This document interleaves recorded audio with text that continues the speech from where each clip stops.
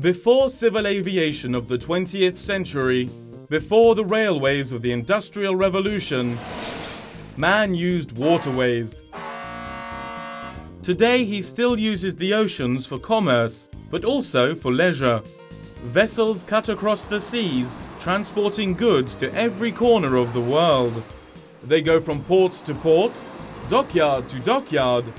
The men load and unload. And they've been doing this for centuries, using clippers for example. The oceans are also a source of food. Fish are plenty and nets full on board the trawlers. Once the fish is sorted, mind you don't get your feet caught up in the nets or in the lobster pots. It might be hard to believe, but angling is one of the world's most popular sports. It's so relaxing setting up by a river, rod in hand, waiting for the fish to take the hook. Shh, be quiet. If you make too much noise, you'll scare the fish away. If you are lucky enough to catch one, throw it back straight away. Nothing can stop you from telling everyone afterwards that the fish was your biggest catch ever. But don't exaggerate by saying it was as big as a whale.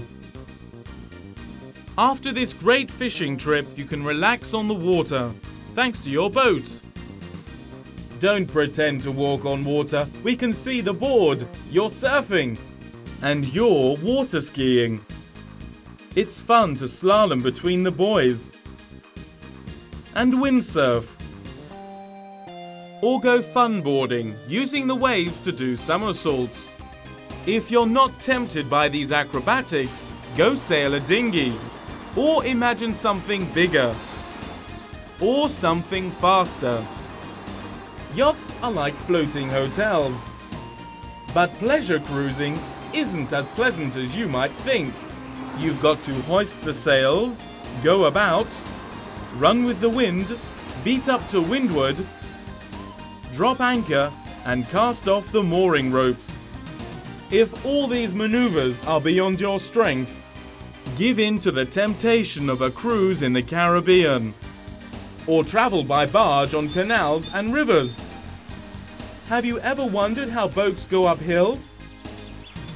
They go through locks.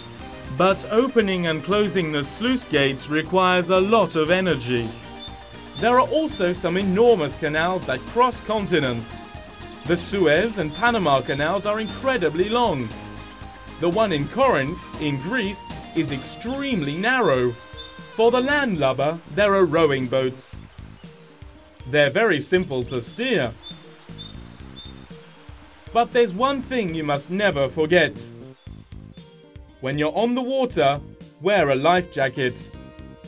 Because if the boat capsizes, or if an unforeseen storm arises, you risk being thrown overboard. But with a lot of luck, you'll be saved by a dolphin who'll take you back to shore, just like in the Greek legend.